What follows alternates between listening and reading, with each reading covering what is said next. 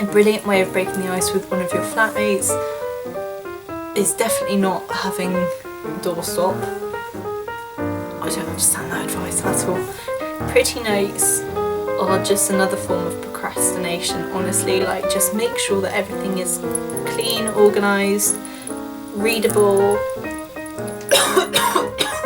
Corona. Like, if I need to tell you this, then maybe university might not be the right thing for you.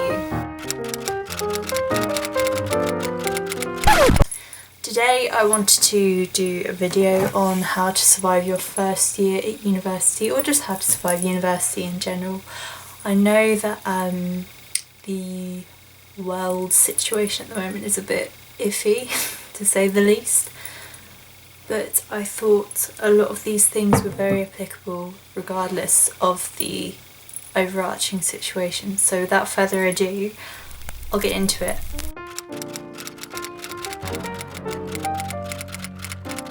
My first point would be to make sure that your bank account is a student account. Like, I stayed with Barclays, for example, because they do up to £3,000 fee-free overdraft. Try not to get into your overdraft in the first place. It doesn't mean that it's free money at all, but it is useful to have. Do a bit of shopping around. I know a few friends went with Santander. I think they did like a free 16 to 25 rail card, which turned out to be really useful, especially if you're going across the country to university and then you want to be visiting your parents or whoever you live with as often as possible. Personally, I go to university in Manchester and I live in Norfolk, so I come home during reading week, at Christmas, big holidays like that. I think this year, because I'm going into my 4th year, I'll probably just go home on the major holidays because I won't have as much time and it will save me a bit of money. On the topic of going home via a train, I would really recommend splitting your tickets. I'll link the site below that I use. It's just called like split ticketing or something, but that is so useful in terms of cutting down the cost, and it tells you exactly how much you save. None of this video is sponsored, by the way, I'm sure you can see by my subscriber count. On that note, make sure you book your train early enough. Often I've left it before where it's been like 1 week or 2 weeks. It's not a good idea, it's not clever. Coaches are far cheaper overall. I know train tickets are exorbitantly priced, so make sure that you're doing whatever's suitable. Personally, I think trains are worth it for me because in order to get a coach I have to go to London and then back up to Norfolk.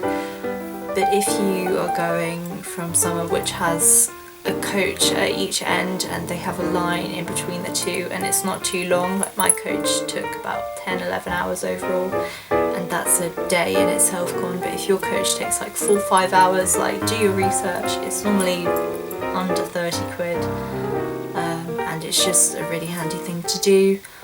Obviously at the moment we're having to wear face masks, so just make sure you've always got 1 or 2 clean and spare, and please, please, please wear them. Also, on that note, if you are going to university and you do live within a mile, I would say is fair enough, like to walk, then do it. Like, don't be getting on a bus right now. If you can avoid it, do it, and I'm sure you will get so fit. Like, it's going to save you money on a gym membership just by walking to and from university every day.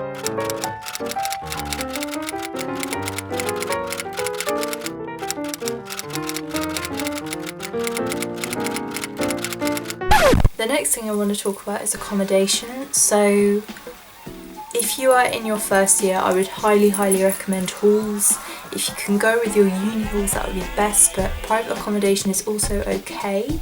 I know that they can be a bit of a rip-off in terms of price for what you're getting, so if you can get a job while you're at university, I would recommend it. I'm going into my 4th year, and again, I wish I'd have taken that advice a bit sooner, because now I will be going back into private halls because I've just had a year abroad and it was just the easier thing to do. And I wish that I had done some work before now so that I would have a bit of spare money so that I wouldn't need to go and look for a job now. If you are going into a shared house because you couldn't find anywhere in halls and the landlord asks you whether you would like to do your rent monthly or per semester, so at the beginning of each semester, I would highly recommend doing it the moment your student finance goes into your bank account, so that it's out of your mind and you don't need to worry about it, and then you're not stressing when the month comes around and you haven't got the money in your account, because that's a brilliant way of getting evicted. On the topic of shared houses, don't decide who you are going to move in with in your first month at university. The people that you share a flat with now, you're probably not going to want to share a flat with next year. If you are struggling, then ask friends. I'm sure they have people who are in the same position as you. Personally, I waited to start looking until January, February, but I knew people that had found a house by October, November. The way I met my roommate was that one of the people who shared the dorm with me at Halls was going out with somebody in the block next to us, and he had a roommate in his dorm who I am now very good friends with, and was also looking for somebody to share a house with in second year, and we found a 2-bed place, and now we're like best friends. So you never know who you're gonna meet, so just be patient. So when you do move in with people, obviously keep your communal areas clean, but also there's a lot to be said about dealing with people who are maybe a bit more slobby than you. I know I am that person, so sorry to everyone that's had to live with me. Beth, I'm looking at you.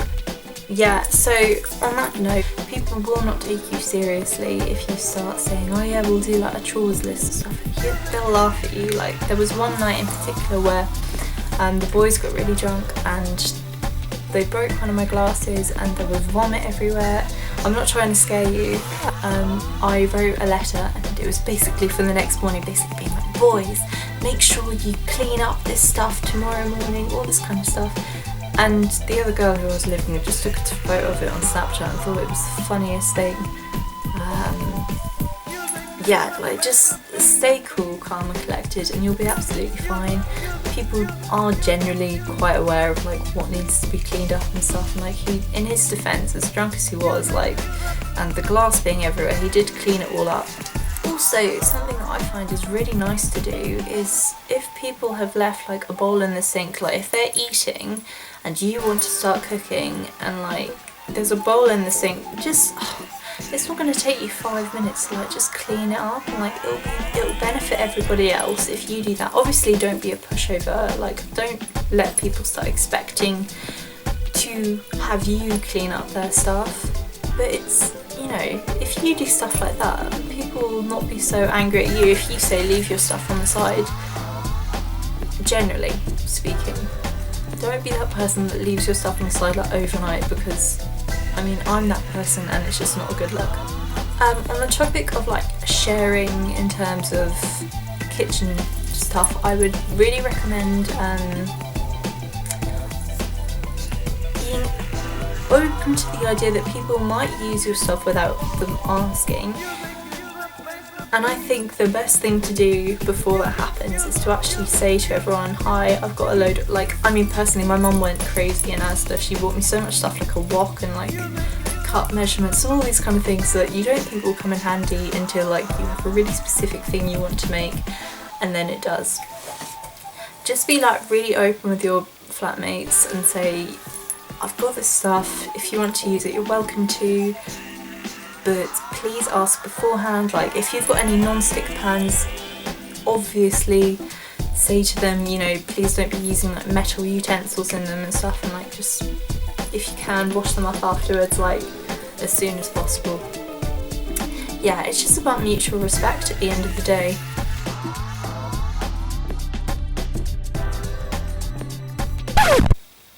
In terms of relationships, personally, I've been in a relationship since before I started university, so through first, second and a year abroad, and throughout all of that we've lived more than an hour away from each other by train. University is such a small period of time in terms of like your life in total, and like if you're going home every reading week or every Christmas, like that's every 6 weeks, you'll still see that person, which isn't bad in my opinion. If you find that really difficult, then you know, Zoom has taken over the world.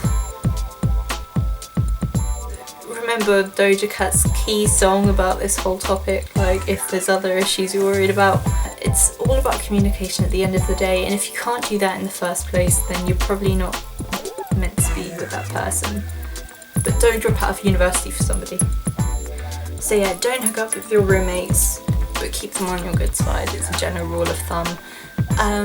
It's about risk assessment at the end of the day, I guess. Like, I had roommates in the first year that hooked up with each other, and you know, like, you're an adult now, like you're over 18, you're perfectly capable of making your own decisions and weighing up the pros and cons, but please bear in mind that if you break up with that person, like if you get into a relationship with them, or even, God forbid, you have a one-night stand with them, like just make sure that things stay amicable and you're chill with that, you're chill with seeing them with other people afterwards potentially. But if you don't have that kind of cool, calm, collected headspace that I spoke about earlier as well, then I mean, mindfulness is great. Like meditation, holy crap. I don't do that, but I've heard it's good. I know things are really exciting when you go to university and you meet a load of new people, and you know, the first boy that you've seen that isn't from your tiny town in the middle of Hertfordshire, like, don't be going out with him just because he's like texting you. Like, please keep your standards high. Or not, like if you wanna like have fun, like do it. But it might be a bit difficult in this current crisis. So just bear that in mind, just be safe, folks. Yeah, so don't slut shame your flatmates, like if you can hear them through the walls. Like, unfortunately that is just part of being a student and having new accommodation for the first time, living away from home for the first time. It can be really annoying. I know that Mac do a thing where they give you like free AirPods or something if you buy a laptop, like if you've got that kind of money. Put those baby in and I don't know, study or something. But if it is really annoying you, then again, stay cool, calm, collected. This should be my slogan. Honestly, I would say that the best policy is to take the unmitigated mick out of them. Don't make them feel bad, but just joke about it, like keep things light and like don't be making enemies in your accommodation trust.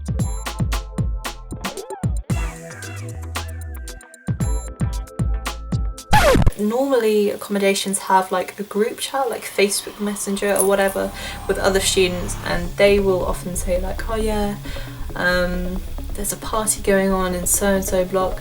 Just like, I don't know, when you see them in the kitchen or wherever, go up to them and say you've been looking at like student union events, mention that you're interested in a couple, see if they're also interested. Second, like, but it's actually happened both years I've been at Manchester. Second year there was a Fleetwood Mac night when I first moved in with my flatmate, and I said to her, I was like, oh, they've got this night on like in a week, do you want to go? And she was like, oh my god, I'm obsessed with Stevie Nicks, like, you know, this kind of stuff. You'd be surprised, like it's a huge icebreaker and you'll have a good time like at the event. Like if you don't get along with them there, then like you'll meet other people while you're at those places. I would really recommend joining societies if freshers are going ahead, because it's a great way of making friends that aren't on your course / in your accommodation.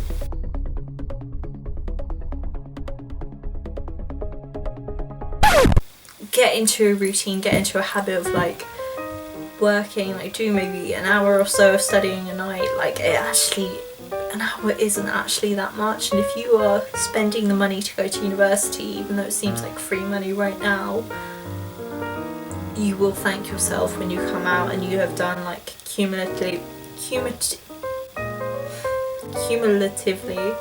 an hour or so of studying a night, and it all adds up. Yeah, just do it. As our Lord and Saviour Shia LaBeouf said, or whatever his name is.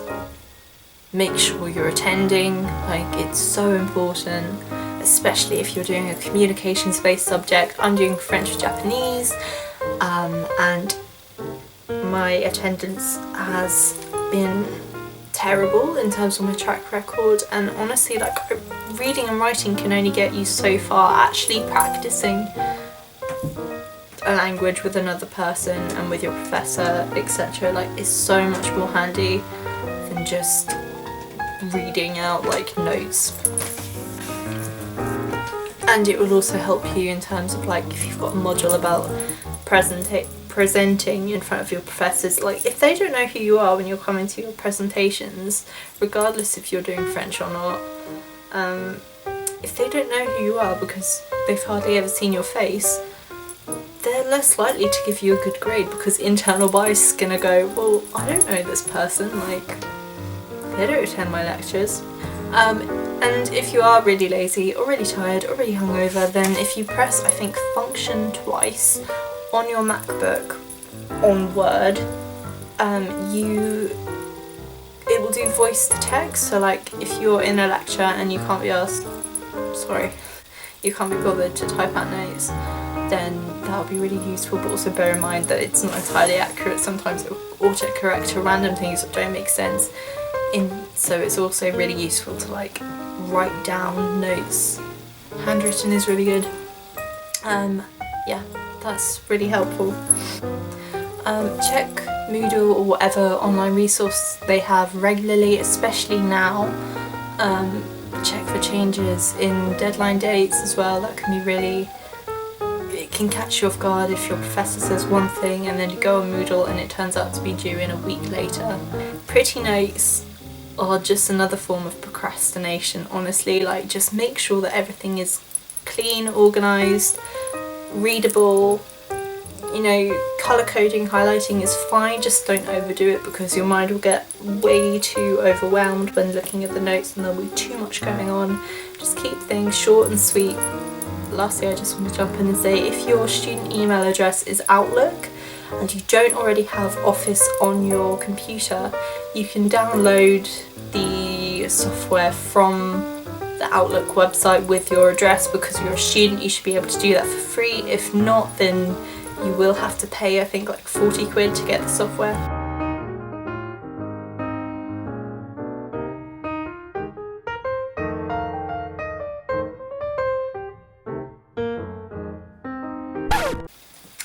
So yeah, I think that is it, I hope. If you have any questions or want to hear me talk about, like, my year abroad, let me know. I might do a July favourites or something, if I can be bothered. I have got a hot date now on Skype, not Zoom, because I am almost a millennial. I don't know. I'll identify as Gen Z on TikTok to not annoy those 1998 who can relate. But yeah, so I hope you enjoyed this video. Follow me on TikTok if you enjoy that and want to see the Gen Z side of me, and follow me on Instagram if you just want to see more of my face. I mean, who can blame me? So yeah.